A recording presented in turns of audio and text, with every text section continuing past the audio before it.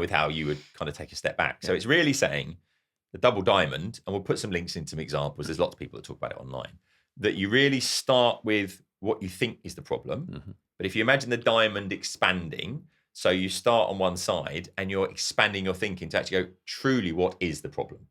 So we think we know what the problem is, but actually what we need to do, we need to observe our target audience.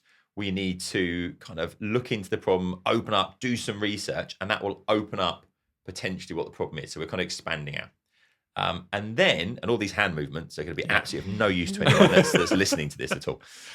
But then what happens is you've expanded out, you've done your research, you've got all the insights you need. You then go, but we need to define the particular problem that we are going to solve in this particular instance, in this little round of innovation.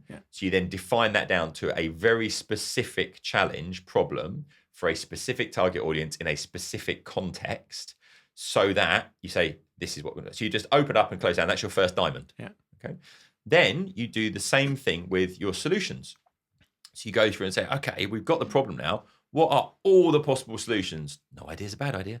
And kind of really open it up. So we go, look, this is all the stuff that we could do. And then we're trying to say, okay, let's test our thinking. Let's prototype it. Let's refine it down until we know this is the solution that we're suggesting based on that. So you've opened up and you've closed down.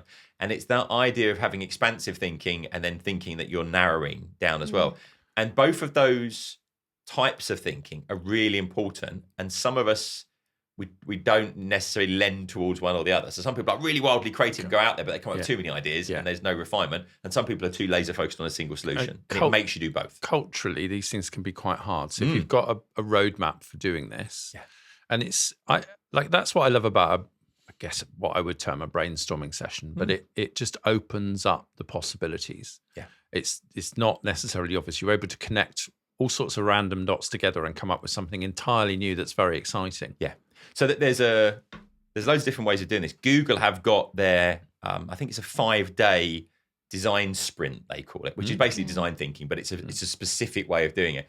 And they, at different stages, have a set of different tools you can use, brainstorming tools that go, this is how we come up with creative ideas. So you have the thing, you split a piece of paper into 8 squares, and then you've got like a couple of minutes to come up with 8 ideas, and you have to sketch them and you have to share them with each other. And it makes you do things really quickly that are just terrible, but a couple of little great nuggets come out of it. And then following a framework like this as well, as much as it's good to expand, it helps keep you focused on that. Yeah, because then you have to narrow down as well. It's easy to go off on a tangent. I've